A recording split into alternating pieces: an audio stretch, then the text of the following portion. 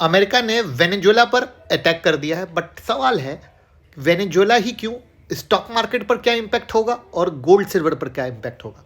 तो सबसे पहले समझ लीजिए कि वेनेजुएला कोई नॉर्मल कंट्री नहीं है। यहाँ दुनिया के सबसे बिग ऑयल रिजर्व है, और जब ऑयल की बात आती है तो एक चीज़ ऑटोमेटिक आ जाती है, वो है यूएस डॉलर। अब ट्रंप का एक बिलीव हमेशा क्लियर है कि डॉलर कमज़ोर हुआ तो अमेरिका कमज़ोर हो जाएगा।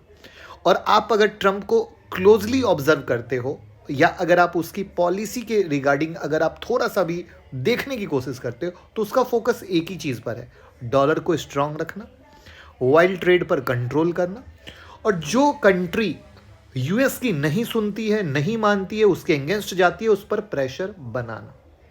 और वेनेजुएला की जो सरकार है यूएस के कंट्रोल में नहीं है, और रसिया और चाइना के क्लोज है, और ऑयल अपनी शर्तों पर बेचने की सोच रखती है। तो रिजल्ट क्या हुआ? बम कम, इकोनॉमिक प्रेशर ज़्यादा, सैंक्शन ज़्यादा, ऑयल एक्सपोर्ट पर रिस्ट्रिक्शन ज़्यादा, बैंकिंग और डॉलर ट्रांजैक्शन फ्रीज। और इसका डायरेक्ट सिग्नल ग्लोबल मार्केट को मिलता है कि ऑयल सप्लाई रिस्की हो जाता है, प्राइस ऊपर हो जाती है, जो अभी आप देख रहे हो और जिसका इम्पैक्ट आपको मंडे से दिखेगा।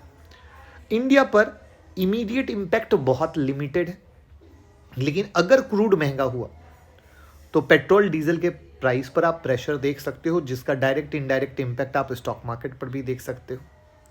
और साथ में कभी भी वॉर की कंडीशन आती है तो बुलियन में आप एक पॉजिटिव मोमेंट देखते हो, क्योंकि लोगों को लगता है भैया यही सेफ हेवन है, सेफ एसेट है जहां पर आप इन्वेस्ट करो।